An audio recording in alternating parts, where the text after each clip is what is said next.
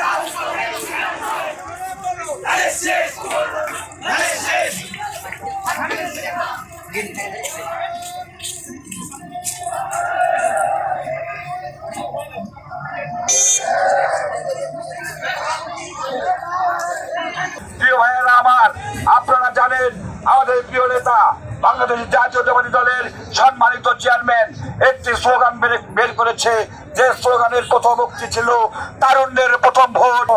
আমরা আশা করছি আগামী 12 তারিখে গোবিন্দগঞ্জ উপজেলায় সর্বোচ্চ ভোটের ব্যবধানে ধানের শীষকে বিজয়ী করে আমরা গোবিন্দগঞ্জের উন্নয়নের জন্য শামীম কায়সার লিঙ্গনের হাতকে শক্তিশালী করতে চাই এবং আমাদের দল বাংলাদেশ জাতীয়তাবাদী দলকে আমরা শক্তিশালী করতে চাই। প্রিয় ভাইয়েরা আমার, আপনাদের প্রতি আমাদের অনুরোধ থাকবে, আগামীকাল গোবিন্দগঞ্জের ইতিহাসে সর্ববৃহৎ একটি গণমিছিল অনুষ্ঠিত হবে। এই গণমিছিলে আমি ছাত্রদল সহ সর্বস্তরের বিএনপির নেতা কর্মীদেরকে